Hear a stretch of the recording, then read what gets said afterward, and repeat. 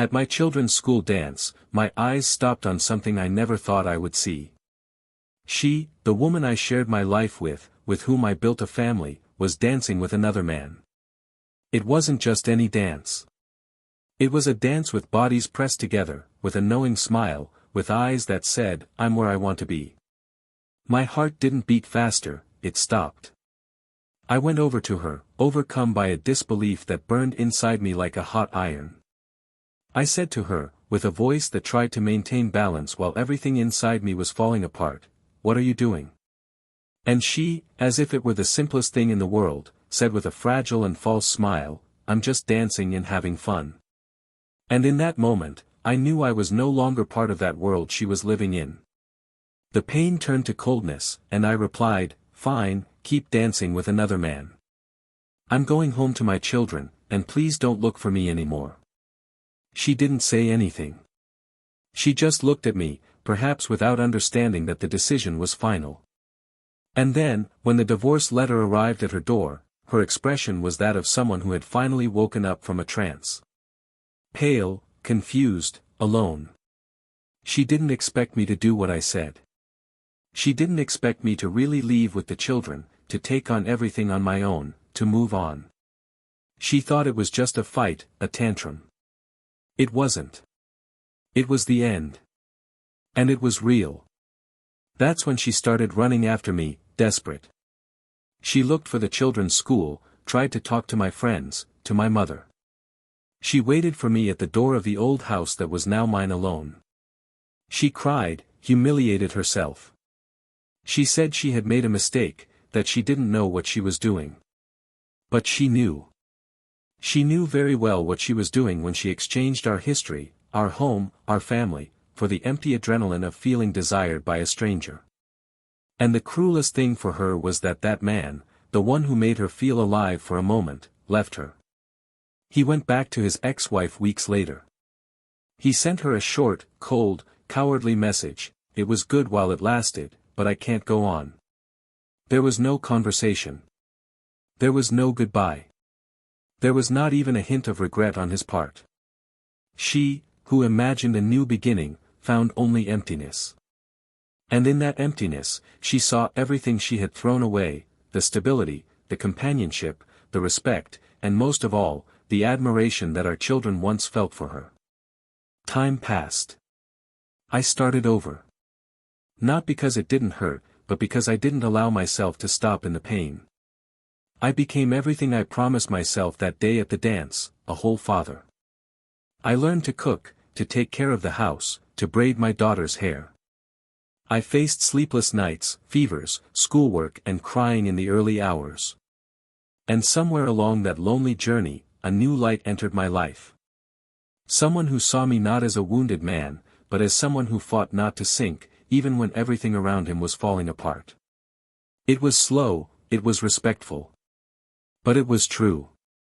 And when everything was on track, when the wound was no longer bleeding, just healing silently, I made a decision that many would call foolish. I sent her an invitation. A simple envelope with the date, time and place. No provocation. Just a way of saying, thank you for who you once were. For being part of history, even if now you are just a memory. She received the invitation and stood still. She felt her legs tremble, her stomach churn. She didn't know what to feel. She didn't know whether to cry or tear up the envelope. And it wasn't because of the wedding itself. It was because she realized that it was real. It was the concrete symbol that I had moved on. And she hadn't. The night before the ceremony, she sat on the floor of the empty living room, hugging an old photo album. She cried until she had no more tears left. Each picture felt like a slap in the face. The first trip, the birth of our first child, the day we painted the nursery laughing at the paint on our faces. She whispered the children's names like mantras, as if she could bring them back with only repentance. But it was too late. When she tried to call me, for the first time in months, the call went straight to voicemail. She left a message, "Forgive me, not for me, for our children." But I didn't hear it. I didn't need to hear it anymore. On the morning of the wedding, she arrived at the church. She didn't tell anyone. She sat in the back, hidden behind the pews. When she saw me entering, hand in hand with my children, in a suit, confident, calm, she felt as if she had been expelled from her own life. Tears were streaming down her face, but she didn't dare approach me. And when the bride entered, when she saw the look I gave that woman, a look that had once been hers alone, she knew. She knew that it wasn't provocation. That was overcoming. And it was the end. But there is something she still doesn't know. Something that not even that day could reveal. A secret that has been kept since the beginning of this story. Something that happened that very night of the school dance, something that could completely change the way it all began. Something that might explain not only the pain I felt, but also the definitive choice I made. And now, it's time to tell what really happened that night. Welcome to the channel. Here, we do not support and will never romanticize betrayal.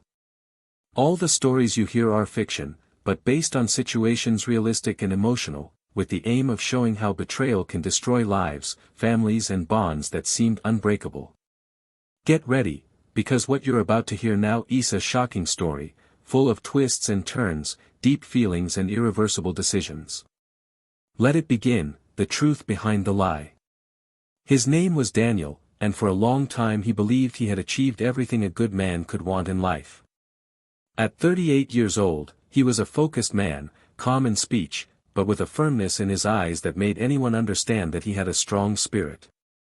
He was not extravagant, nor did he care about attracting attention. His greatest vanity was his family, and he cultivated it as if he were caring for a masterpiece in constant construction. He was proud to come home and see his children running around the yard, sweaty, smiling, with their school shirts stained with paint or sand. He loved the sound of their laughter echoing through the rooms, the way the youngest would cuddle up to his chest during movies at night, and how the oldest liked to sit with him to listen to old stories, even though she already understood that some of them he made up just to see her laugh. Clara was the name of the woman he had chosen to share this journey with.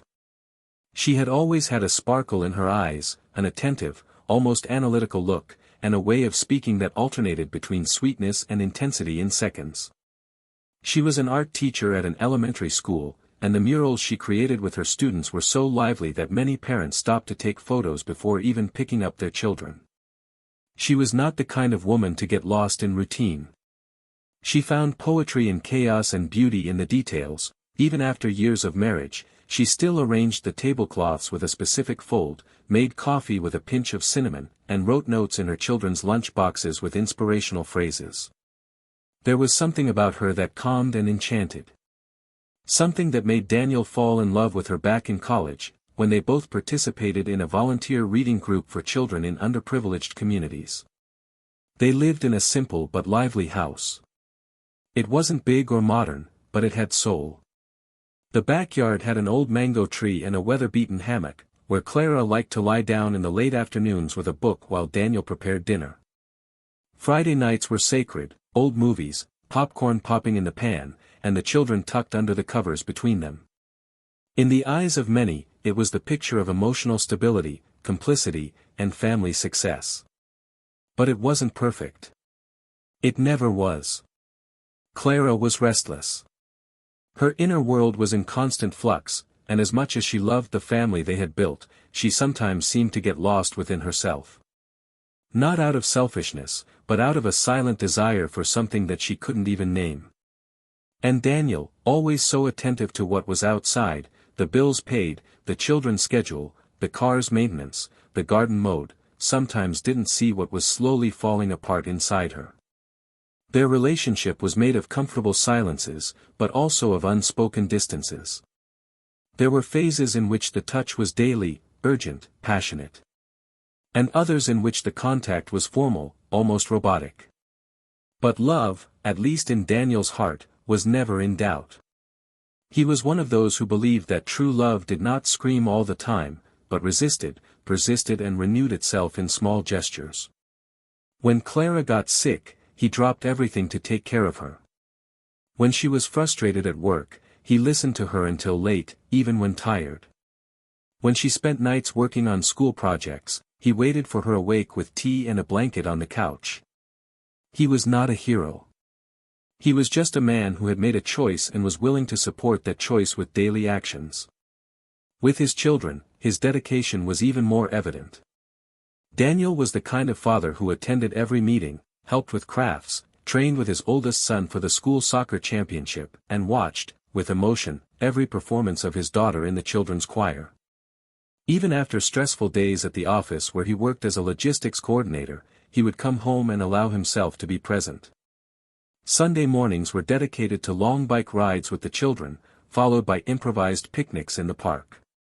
Clara, in this regard, always admired his energy. Even at times when she felt that something inside her was escaping, she could still see Daniel as a safe haven. But routine has a silent way of eroding certainties. And over time, gestures began to be seen as predictable. What once seemed romantic began to sound like an obligation. The notes left on the fridge, the hugs in the hallway, the sincere compliments, everything seemed to lose its effect compared to what Clara felt inside. She couldn't explain it. It was as if she was stuck between love and emptiness. And the cruelest thing about it all was that, no matter how much she tried to recapture that initial feeling, no matter how much she remembered the reasons that made her love Daniel, there was a growing discomfort. It wasn't his fault. It wasn't an objective flaw. It was something more intimate. Deeper. Clara began to withdraw emotionally. Not abruptly, but as if she were slowly closing windows, one by one. She began to spend more time alone in her makeshift studio in the back of the house, where she had previously created art for school projects, but which she now used as a refuge for a silence that she herself did not understand. Sometimes she would find herself crying for no apparent reason, other times she would laugh in a forced way at simple situations. She began to feel like a spectator of her own life, as if everything they had built was beautiful, but it was theirs, and no longer hers. Daniel, on the other hand, did not understand this transition. He attributed Clara's silences to fatigue, work overload, and the natural challenges of adult life. He was convinced that everything was going well. After all, the children were fine, the bills were paid, and the routines were working. And she still smiled, even if less. They still ate dinner together, even if in silence. They still slept in the same bed, even if they were on their own side. He had no idea that something bigger was happening. For him, they were just phases. And all phases pass. Their wedding anniversary was approaching, and Daniel, as he did every year, planned something symbolic. He wasn't extravagant, but he always created a special moment, a candle at dinner at home, a handwritten letter, or a gift with sentimental value. For that year, he had bought 2 tickets in advance for a dance show that he knew Clara would love. He kept them a secret, hoping to surprise her. He didn't suspect that she no longer expected this kind of surprise. Or worse, that these demonstrations were becoming uncomfortable, like constant reminders of a love that she could no longer feel with the same intensity. At the children's school, it was time to prepare for the annual dance. A traditional family event where parents and children celebrated together. Clara was actively involved behind the scenes, helping with the decorations, costumes, and even the children's choreography. It was her dominant environment, where her creativity was praised, where she felt she still had value, where she still received looks of admiration. And it was in this environment that Daniel began to notice something different. A subtle distance, a veiled impatience, short answers, averted glances. But, once again, he tried not to interpret it as something serious. Maybe it was just the stress of the preparations. On the night of the dance, Daniel dressed up to the nines. He excitedly took his children to the school hall. Clara was already there, busy with the last details. And yet, when their eyes met, something inside him snapped. A silent discomfort, as if he were looking at someone who, somehow, no longer belonged there. But he ignored it. He made jokes with his children, took pictures, danced with his daughter, laughed with the other parents. He still believed that normality would overcome any crisis. It was that very night that everything changed. But for now, there was only a faint, almost imperceptible feeling that something was not where it should be. And this feeling, still confused and embryonic, would be the harbinger of an emotional abyss that was about to open beneath everyone's feet. But Daniel didn't know it yet. He still believed. He still loved. He still hoped. He just didn't imagine that love, no matter how pure and sincere it may be, isn't always enough to hold on to someone who has already decided to leave inside. That week, Daniel's house seemed to have a different atmosphere, as if something had subtly changed without anyone noticing. Clara was smiling, but her eyes were more distant, as if they were watching life from outside a window. The conversations between them had diminished, and when they did occur, they had the lightness of someone who talks out of obligation, without the sparkle of mutual curiosity that had previously brought them together. Daniel, in turn, noticed the small gestures fading away. There were no longer the long hugs at the end of the day, the silent glances during dinner, the casual touches in the hallway. Now, there was an invisible barrier between them, built by long silences and automatic responses. But he insisted on believing that it was just a phase. After all, the children were fine, Clara seemed committed to her work, and the dance had been a success. Little by little, Clara started going out more at night. She claimed school meetings, get-togethers with teachers, and short courses on teaching methodologies. Daniel didn't suspect anything. He trusted her with the naturalness of someone who had never been betrayed. When she went out, he stayed with the children, organized the house routine, and told her bedtime stories. In the early days, he would even wait for her awake, with coffee made and a blanket on the couch. But Clara started to take longer, to come back at increasingly later times, and sometimes she would come in apologizing for being exhausted, saying she needed to take a shower and go to bed. And he believed her. He never had any reason not to believe her. One Saturday morning, while Clara slept late, claiming a migraine, Daniel took his children to the park. They spent hours running, laughing, eating popcorn and watching ducks on the lake. It was during these moments that he felt complete. His children filled everything. In the afternoon, they returned home and found Clara more cheerful, preparing a light lunch. She kissed them with more enthusiasm, served the table carefully, and even made a funny comment that made everyone laugh. Seeing this, Daniel believed that everything was going back to normal. Maybe it was just tiredness, maybe everything was fine again. The following week, a new detail began to bother him. Clara began to sleep with her cell phone on silent and always kept it facing down.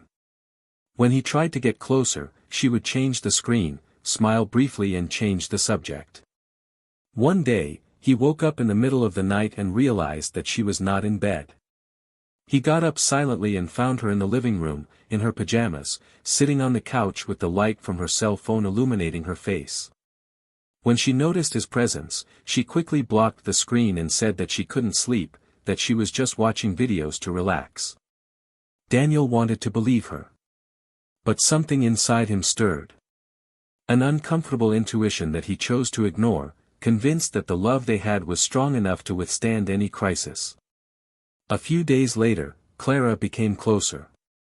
She prepared Daniel's favorite meal, hugged him tighter when he got home from work, laughed at old jokes, and put on the perfume she used to wear when they first started dating. They made love that night, and Daniel slept with a peaceful heart, feeling that they had found their way again. But Clara, even as she hugged him, kept her eyes open in the dark. Something in her was still resisting. There was guilt, yes, but there was also a restlessness that she couldn't contain. It was as if she were trapped between two worlds, one made of memories, roots, and stability, and another that promised newness, desire, and seductive freedom. The following Saturday, the school dance took place. It was an event that everyone looked forward to, especially the children. Daniel got involved early on, helping with his children's clothes, taking photos, and encouraging them to participate in the performances. Clara was already at school, organizing the final details of the decorations.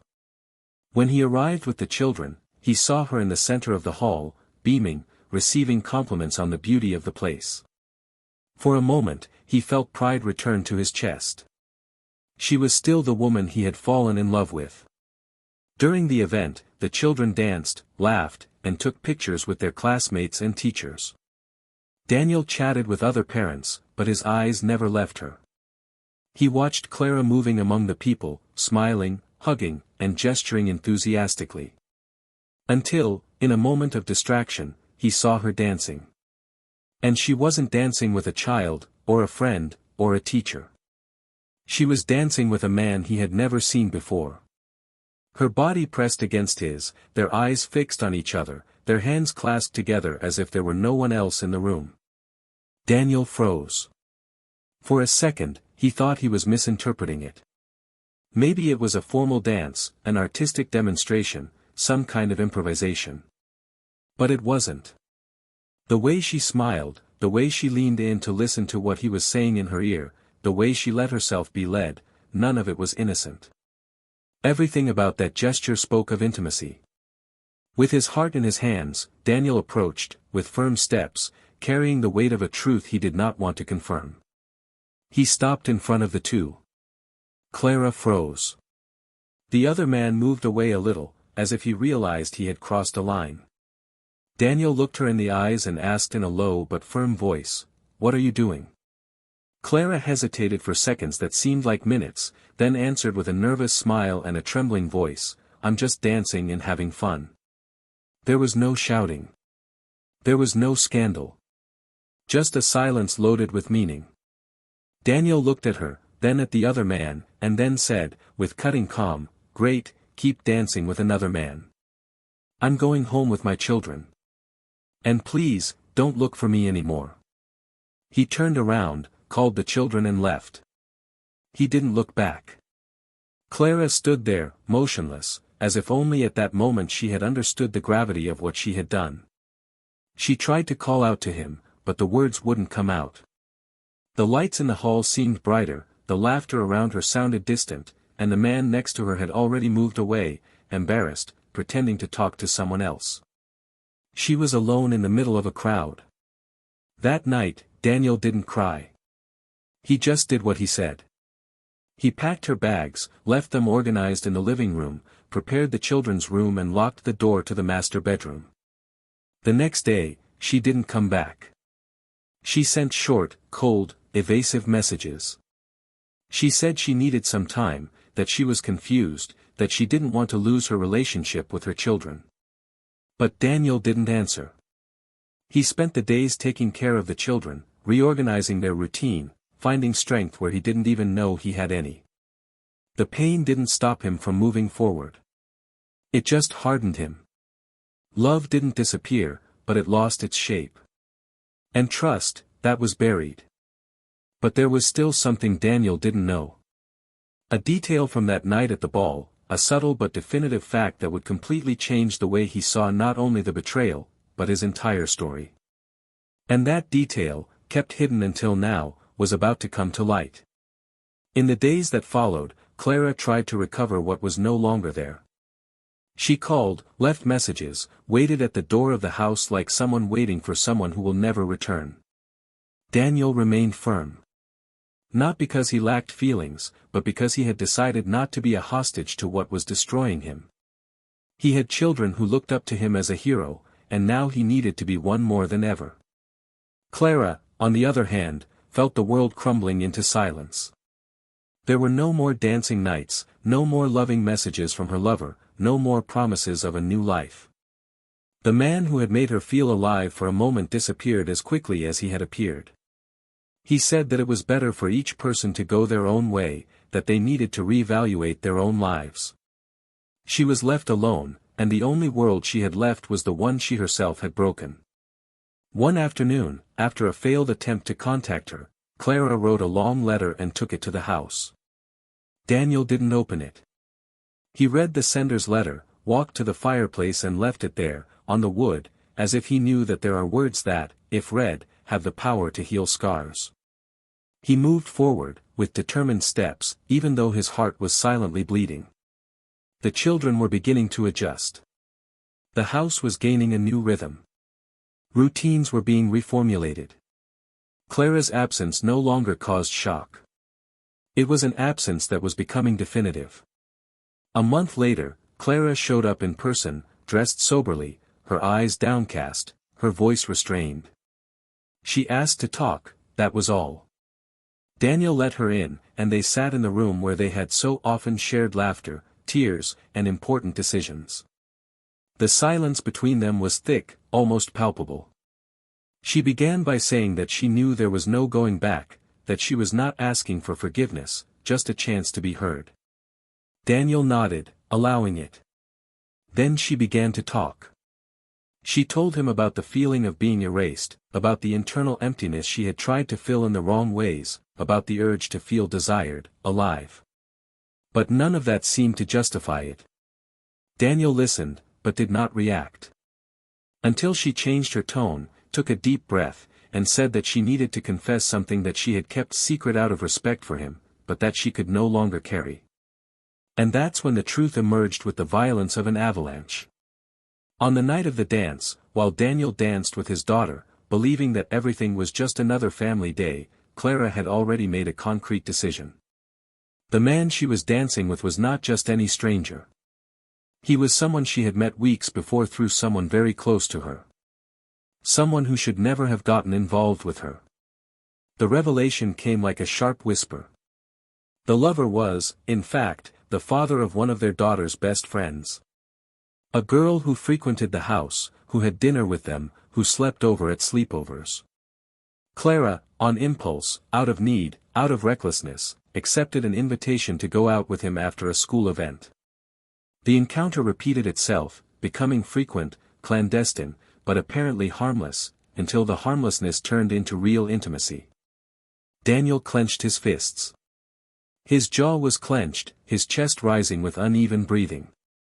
She continued, confessing that the man's daughter was the one who had taken the first steps. A teenager who, wanting to bring her separated parents back together, thought that introducing her father to someone like Clara would be a good idea. She didn't know that Clara was married. When she found out, it was too late. Her father didn't care, Clara hesitated, but she went ahead with it. And for an entire month, the mother of her schoolmates, the admired figure at parent-teacher meetings, was secretly involved with the father of another child in the same class. Daniel stood up, looked at her and asked with a look that dispensed judgment, "Why are you telling me this now?" Clara, already crying, answered in a broken voice that she needed to release what was eating her up inside. She said that the man broke up with her and went back to his ex-wife.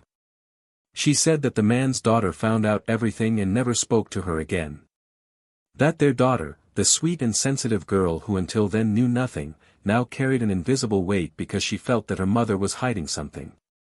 Clara said that, when she saw Daniel move on, she realized that she had been replaced not only in the home, but also in history. That her children no longer spoke of her with longing, but with the indifference of someone who has grown accustomed to an absence with no return. Daniel listened to her until the end. When she finished, he expected screams, an explosive reaction. But what he heard was just a simple question, full of bitterness: "How could you look at our children after that?" Clara tried to answer, but broke down. She said that every day she wished she could go back, undo time, start over. She said that if she could, she would never have let that restlessness grow so much inside her. But Daniel didn't say anything else. He got up, went to the door, opened it and stood there in silence. She understood. She got up too, walked to the exit and, before crossing the threshold, said only that she never expected forgiveness, but that she wanted him to know that all of this was her fault alone. Daniel didn't answer. He just closed the door. That night, he sat in the kitchen, alone, listening to the clock ticking and mentally reliving every moment she had said she was going to a meeting, every deleted message, every strange smile. It all made sense now, but it was a meaning that hurt more than any ignorance. It was also that night that he made the decision that would definitively change his own story. No longer as a reaction to pain, but as an affirmation of a new future. A future in which he would no longer be remembered as the betrayed husband, but as the man who knew how to start over. A future where his children would see in him strength, dignity, and self-love. A future that, surprisingly, had already been in the works for some time. What Clara didn't know, what she hadn't yet discovered, was that the invitation to the wedding she would soon receive was not the result of vanity or provocation. It was, in fact, a gesture of consideration. A final way of showing respect for everything they had experienced, even though they now belonged to such different paths. But there was more. There was something about this new love that Daniel had encountered. A detail that would make everything even more unpredictable, and that explained why he had recovered with such serenity. Because his new beginning was not just emotional, it was deeply symbolic. And that detail had yet to be revealed. The invitation arrived in a cream-colored envelope with embossed gold letters. Clara found it at the entrance of the building where she now lived, alone, in a small, cold, characterless rented apartment, on a Tuesday afternoon that seemed like every other since everything had fallen apart. Her stomach turned when she recognized Daniel's full name on the sender's name. She ran her fingers over the seal, undecided. She thought about not opening it, about leaving it there, untouched, as if ignoring it were synonymous with postponing reality. But curiosity was greater than fear. When she broke the seal, her hands began to sweat. The paper had a soft scent, a familiar essence that she recognized immediately, lavender with hints of wood, the smell of the old house, the same one Daniel used in the closets when he washed the sheets. The text was direct, elegant, and mentioned the celebration of his marriage to a new love. The date, time, and location of the ceremony. No explanation. No comment. No invitation to discuss. Just the gentle, almost respectful announcement that his life had moved on. Clara felt her heart slip out of her chest, as if it had been ripped out. She sat down on the sofa, the invitation on her lap, her eyes fixed on a white wall that seemed to mock the emptiness that was now forming even more strongly inside her. On the other side of the city, Daniel was sitting with his children in the garden of their new house. It was a smaller house, but it had been built with care. With time, patience and a lot of presence. There was no room for ghosts from the past. Every corner was filled with the new routine, with renewed laughter, with the smells of new foods that he had learned to prepare. The woman at his side, Helena, was someone he had met completely unexpectedly. A child therapist who had come into his life for a technical reason, to help his children process the family change, but who, over time, brought healing to wounds that he had not even known were open. There was no rush, no sudden enchantment. There was respect, silence and mutual growth. She listened to him with a kind of listening that did not interrupt, that did not judge, that did not seek immediate solutions. When he first told him that he still felt a little guilty for not having seen the signs of the collapse of his own marriage, Helena simply said that love is not blind, but is voluntary, and sometimes full surrender does not allow us to foresee the collapse. Daniel smiled silently that day. It was with that smile that the first brick of a new beginning was laid. The ceremony would be a low-key affair, in the late afternoon, with a small group of close friends and family who remained by his side. The children would be part of the entrance, and it was his daughter who insisted that Clara be invited. Daniel hesitated at first, but then he understood. It wasn't for Clara. It was for his daughter, who wanted her mother to be present, even if in silence, even if only as an observer. The invitation, therefore, was not made out of gratuitous generosity. It was made out of conscience. And because, in a way, Daniel knew that her presence would mean real closure, not only for her, but for him as well. Clara arrived at the ceremony venue 10 minutes before it was due to start. She was nervous, but she hid it well. She was dressed in a sober outfit, with her hair tied back in discreet makeup. She walked silently to the back of the hall, where extra chairs had been set up for last-minute arrivals. She sat down and remained still. Her heart was beating as if announcing each beat on a loudspeaker. When she saw her children entering, her eyes filled with tears, but she held them back. They both looked beautiful, confident, and, above all, happy. When Daniel entered, accompanying his mother, Clara had to press her fingers against her legs to maintain her composure. He was calm, elegant, with a posture that exuded dignity. There was no trace of visible hurt.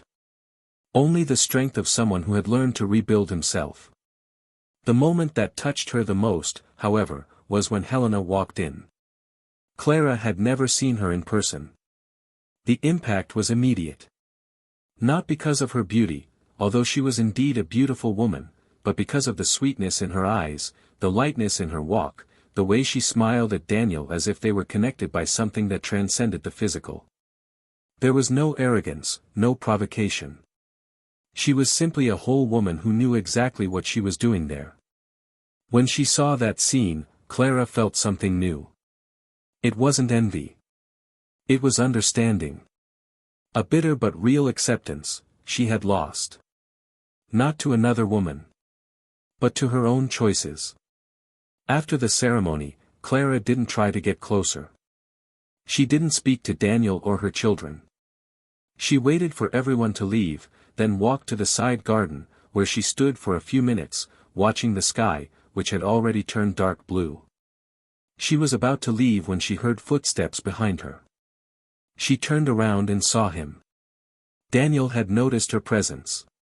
He approached calmly, hands in his pockets, his expression calm. He stopped a few steps away from her, and the silence between them was more eloquent than any words. She tried to say something, but he raised his hand slightly. He said it was okay. That there was no need to say anything. But Clara, for the first time since the separation, spoke with a firmness that surprised even her. She said she needed to thank him. Not for having invited her, but for having shown her what it means to move forward with dignity. Daniel nodded, but then, in a more serious tone, he confessed something that he had been holding back with some weight. I didn't send the invitation just out of consideration, Clara. I sent it because I thought it was important for you to know who I'm with now. Clara frowned in confusion. Daniel then looked her in the eye firmly and said, "The woman I married today is the same therapist you recommended when you suggested the children needed counseling, remember?"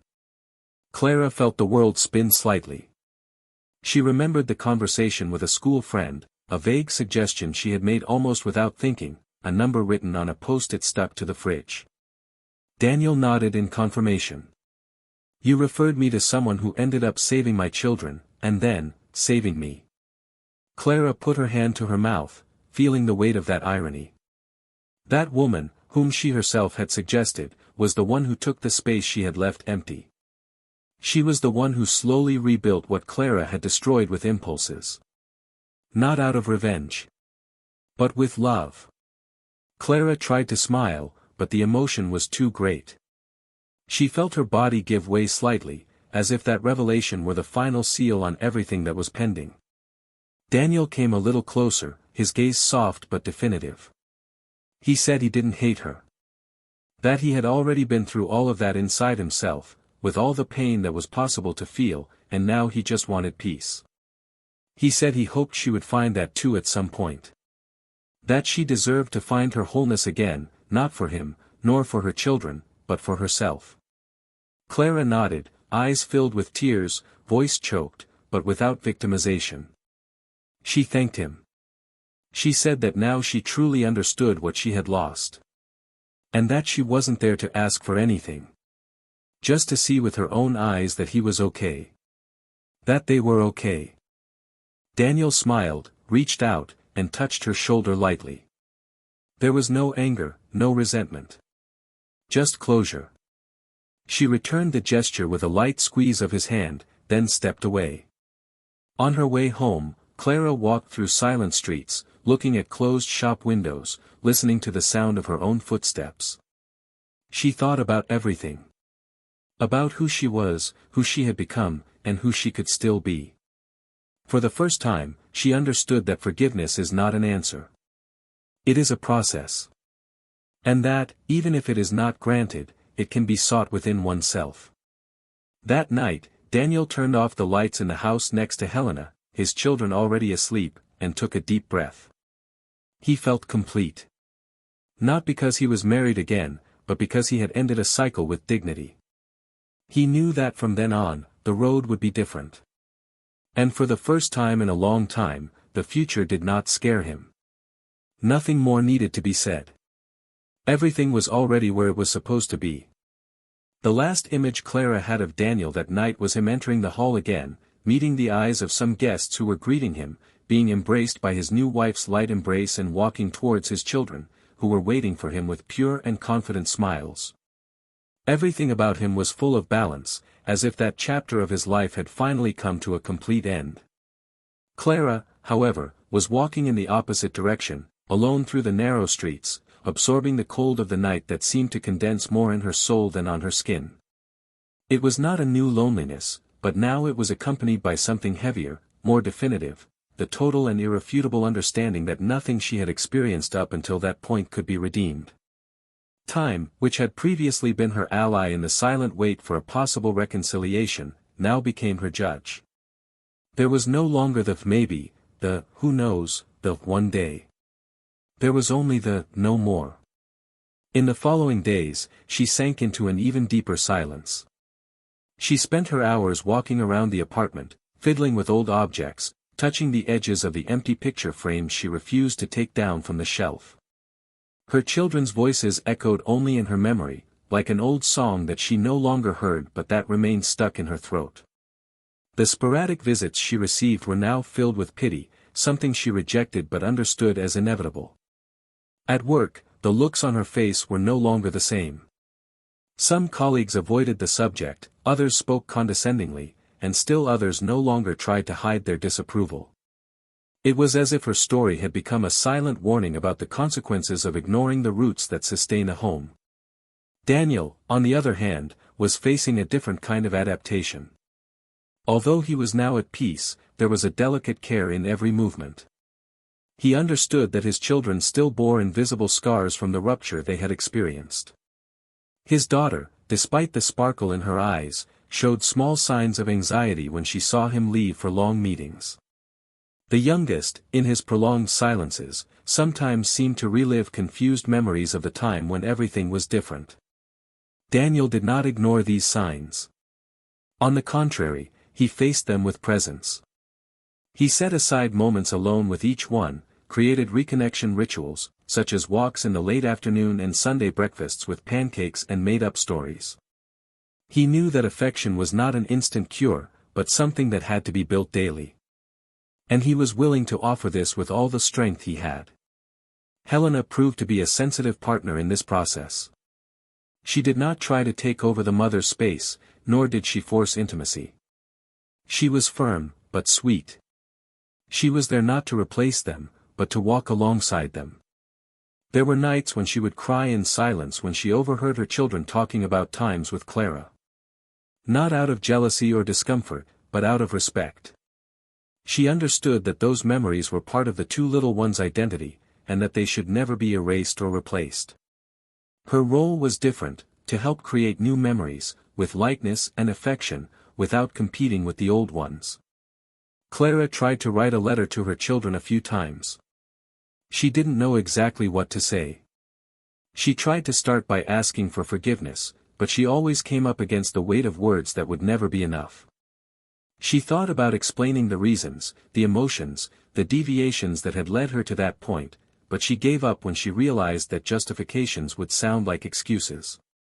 She wanted them to know that I still loved them, that I thought about them every day, that the time away didn't mean I had forgotten them. But at the same time, she recognized that the right to be present no longer belonged to her in the same way. He needed to accept the consequences of his choices. And that, perhaps, was the cruelest part of the whole story, realizing that love, no matter how true it was not enough when trust had been broken so brutally. One cloudy morning, Clara was called to the school where she worked. One of the mothers in the class, who was also a psychologist, had requested that a substitute teacher be hired to lead a project with the students, claiming that some of the children were confused about the teacher's role at home versus what she represented in the classroom. Clara understood. She knew that rumors had spread. The dance with a student's father, the sudden departure from the family, her ex-husband's marriage to another woman involved in the children's lives, all of this was raw material for silent judgments. She didn't argue. She asked only to finish the semester with dignity and then she would reconsider her future there. For the first time in years, she thought about moving to another city. Starting somewhere else. Maybe where no one knew her name or her choices. Where she could at least breathe without carrying the weight of so many stairs. Meanwhile, Daniel continued to cultivate his new garden, both literally and metaphorically. He planted with his children, taught them patience with each seedling, and explained that some flowers took longer to bloom, but when they did, they were the most resilient. Helena observed these moments with affection. The bond between the three of them was something she would never force, but it grew stronger with each exchange, with each spontaneous gesture. Sometimes, she heard the younger boy call her auntie, and the older girl confided her dreams and fears. She knew she was being welcomed, not as a substitute, but as a presence. And that was enough. One day, Daniel received a call from the school. The coordinator wanted to know if he would allow Clara to participate in a school meeting that would involve all the parents. It was an important occasion for the students, and the presence of the mother could be significant for her daughter. He thought about it for a few moments, then said yes. But he asked that the children's emotional space be respected, that there be no forced approaches or gestures that could confuse them. They agreed. When he told the children, his daughter took a few seconds to react. Then she said that she wanted her mother to come, but that she did not want to go back to living with her. She just wanted to see her there, to know that she was still part of the story. Daniel hugged her and said he understood. On the day of the meeting, Clara arrived punctually, but kept to herself. She greeted everyone politely, smiled shyly, and didn't try to talk to anyone beyond what was necessary. When her daughter entered the room and saw her, she hesitated for a second. Then she ran up to her, hugged her tightly, and said, "Mom." It was a brief moment, but full of meaning. Clara didn't cry, but her eyes said it all. Daniel watched from afar. He felt something tighten in his chest, but it wasn't pain. It was a mixture of longing for what had been and the certainty of what needed to continue to be. When the meeting ended, her daughter looked at Clara and asked if she would be at the next one. Clara smiled, bent down to the girl's height, and said that she would be wherever she wanted her to be, but that she would respect her time. The girl nodded. Then she ran up to Daniel and held his hand. The reunion was civilized, respectful, but also marked by an invisible line that everyone understood: there were limits. The past could no longer be relived, and the present needed to be lived with emotional responsibility. Clara, as she left school, looked back one last time. She saw Daniel talking to his daughter, Helena by his side, smiling, the youngest boy running with a colored paper in his hand. It was a beautiful image. Familiar. And for the first time, she didn't feel left out of the picture. He felt like someone who, even without being there, had helped paint part of that scene. Even if it was the part that hurt the most. She returned home and wrote one last letter. Not to Daniel. Nor to her children. But to herself. A letter of forgiveness. Recognizing her mistakes, yes, but also accepting that life is not only about getting things right. That not every story needs to be erased so that another can begin.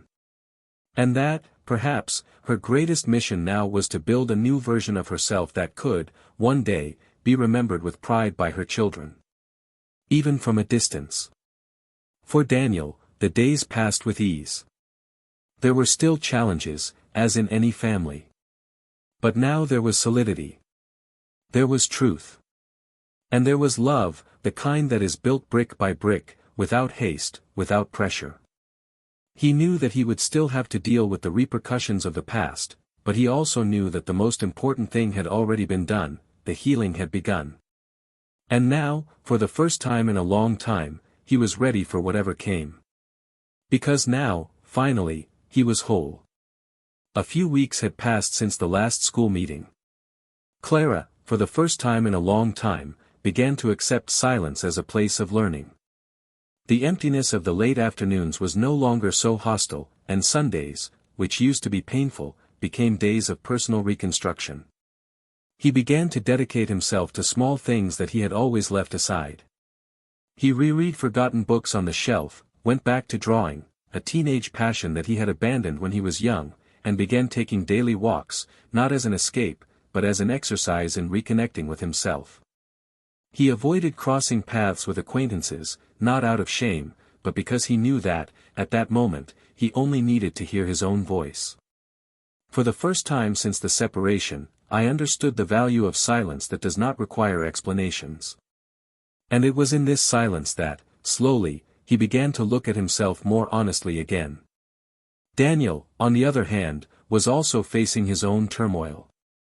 Although he had found peace, he knew that the emotional stability of his children still required extra attention. In particular, he noticed that his eldest daughter had an increasingly observant gaze. It was as if she was beginning to see the world through a more complex lens, understanding the layers of human relationships and their fragility.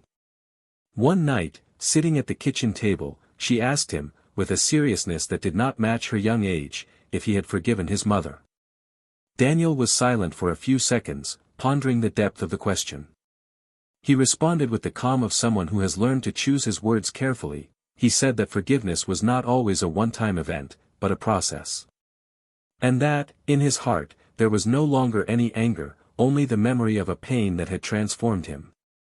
The girl looked at him intently, then said that she loved them both and that she did not want to choose sides. Daniel smiled, took her hand and replied that she would never have to choose, because no child should be put in that kind of dilemma. And in that moment, without even realizing it, he offered his daughter the most valuable lesson he had ever taught, that true love includes, understands, and respects the complexity of affections. Helena, attentive to everything, never placed herself as the protagonist of anything. She was a constant but discreet presence. She knew how early it was for certain steps to be taken, even though the marriage had made a new stage official. She understood that real bonds take time, and she was willing to cultivate them patiently. She began to create small moments of connection with the children, without forcing intimacy. A cake made together, help with homework, a quick trip to the park on the weekends.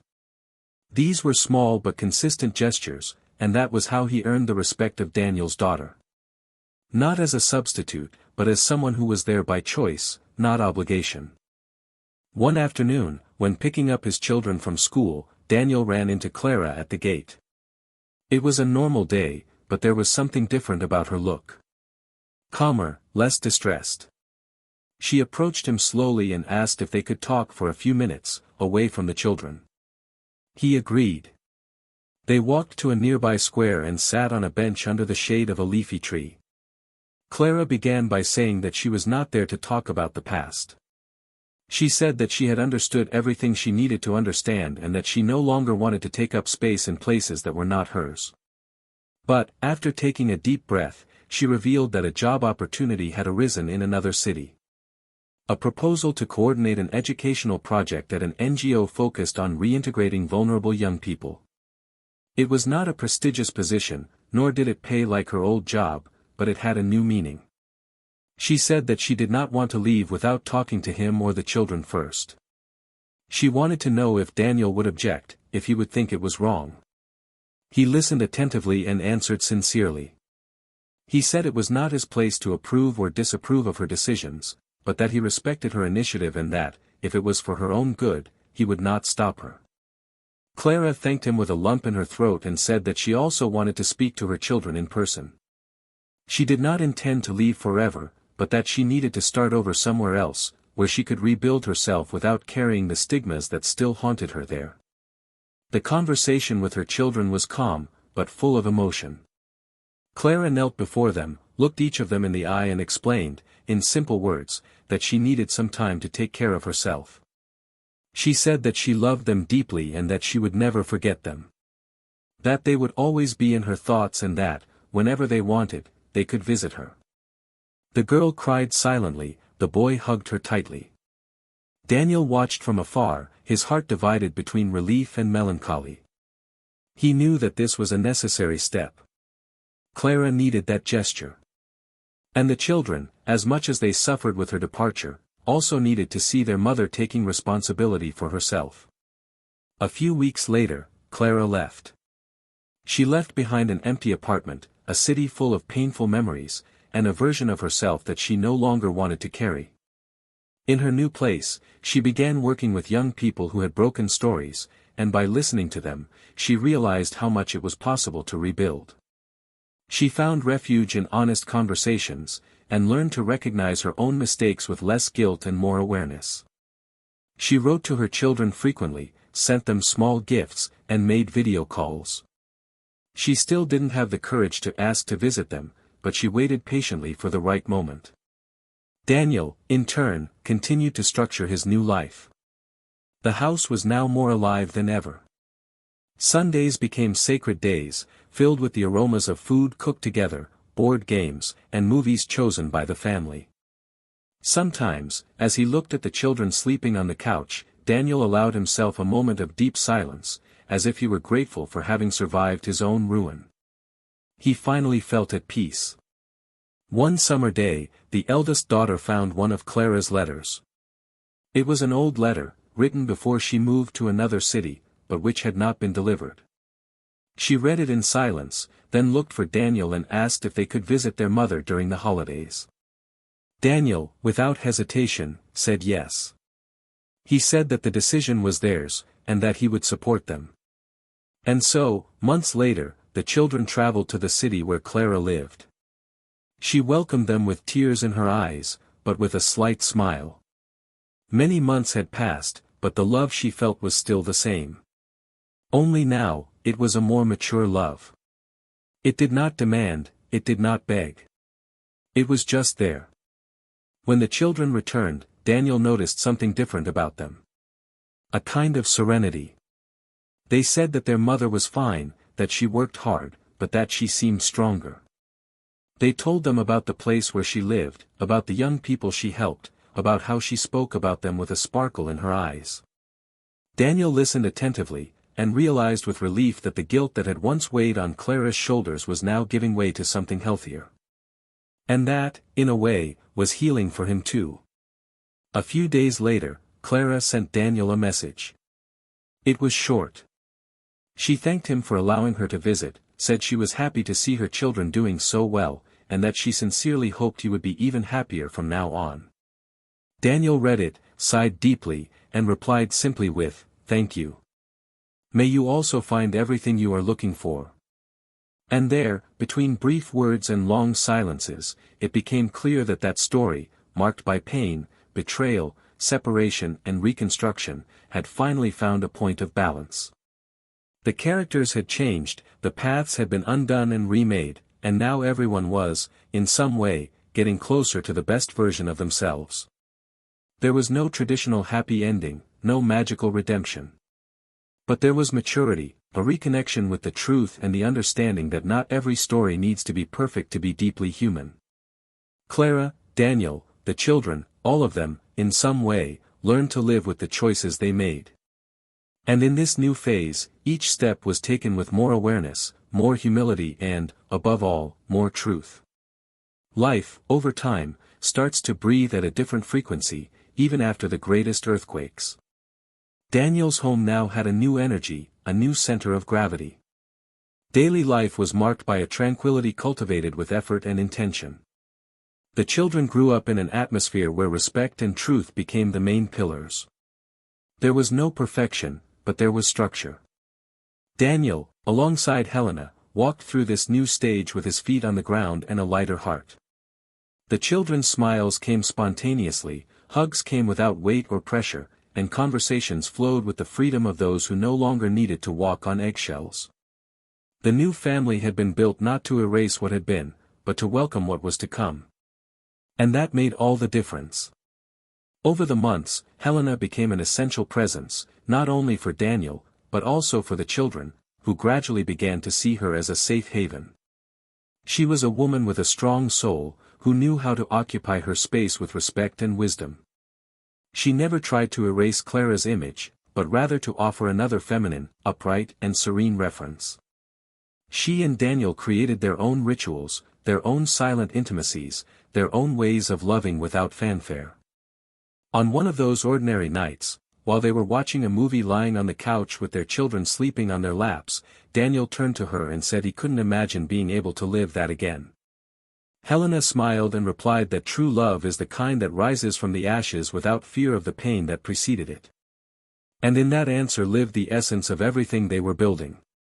Clara, who was far away, was also finding her way. She continued working with young people and had finally begun to find meaning in her new life. She no longer hid from the world, nor did she need to justify her existence. The marks of the past were still there, but they no longer defined her. In one of the workshops she was teaching, a young woman asked her how she knew so much about starting over. Clara, with a serene smile, replied that starting over was what she had learned to do every day since she lost everything she thought was irreplaceable. The girl did not fully understand, but she felt the weight and truth in those words. That night, when she got home, Clara wrote in her notebook, "The pain does not disappear, but it loses its strength when we stop feeding it with guilt and start transforming it into awareness." And that, for her, was liberating. A few months later, an unexpected event brought their paths together again. Daniel and Clara's daughter's elementary school graduation was to be celebrated with a special ceremony. The girl insisted that they both be present. Helena understood right away. Daniel hesitated, but accepted. Clara traveled to the city, more confident, more aware of the role she could, and should, still play as a mother. She arrived punctually, dressed simply, with her hair loose, and a serene look in her eyes. Upon seeing her, her daughter ran to hug her tightly. It was a hug without fear, without hurt. Clara held the girl's face with both hands and said, with a choked voice, how proud she was. Helena, from a distance, watched the scene with respect. Daniel, next to her, remained silent, feeling something different. It wasn't discomfort. It was as if, finally, the cycle was ending before her eyes. During the ceremony, the daughter gave a speech of thanks. She said that, despite the changes she had faced, she had learned the value of truth, presence, and forgiveness. And that she was grateful for all the adults in her life who, in some way, helped her become who she was. Hearing that, Clara cried. Daniel did too. And for the first time since the separation, the three of them hugged each other. A short, restrained, but necessary hug. Helena watched them with a discreet smile. She knew that that moment did not diminish her. On the contrary, it reinforced the space she had conquered with maturity and dignity. A few weeks later, Clara sent Daniel a message. She didn't ask for anything. She just said that she had understood, in her daughter's eyes, what rebuilding really means. And that, no matter how far away she was, she would always be rooting for their happiness. Daniel responded with a single sentence, "We are all where we should be." And there, at that final point, the story finally found its conclusion. Daniel continued his life with Helena. They continued raising their children with love, without rushing, and through dialogue. They created new memories and taught them that pain can teach us, as long as it is not denied. Helena became pregnant years later, and the son she had was welcomed by her older siblings with a warmth that even surprised Daniel. The new generation arrived with the lightness of someone who comes to confirm that starting over is possible, and necessary. Clara, in turn, decided to write about her experience. Not in a book, but in short chronicles that she published on a personal blog. Her texts began to gain loyal readers, many of them women who had also made mistakes, who had also lost everything and who were now, like her, looking for new ground to tread. With each word she wrote, she understood that her story was not just about pain. It was also about learning. And that, by sharing it, she was helping other people not to repeat the same steps. And so, without false promises, without fanciful redemptions, all the characters found their destinies. Clara did not return to her old house. Daniel did not give in to the past. The children, despite the pain they experienced, grew up with a solid foundation of values and conscience. And Helena, who arrived without fanfare, became the silent link that sealed the new beginning of a family that was fragmented, but never destroyed. And now that you've heard the entire story, we want to hear from you. What did you think of this story? Leave your comment below and share your opinion, your vision, your feelings. We want to know how this story touched you. If you're not yet subscribed to the channel, take this moment to subscribe and activate notifications. Here, all the stories are made with the purpose of moving, reflecting and, above all, showing the consequences that choices leave in our lives. This story clearly shows us how betrayal has the power to destroy what was built with so much love and care. Betrayal doesn't just hurt the heart of the betrayed person, it compromises the history of an entire family, affects the children, shakes the foundations that sustain affection, and often closes doors that will never be reopened. Cheating is not just a momentary mistake. It is a decision that, even disguised as impulse, carries deep and lasting consequences.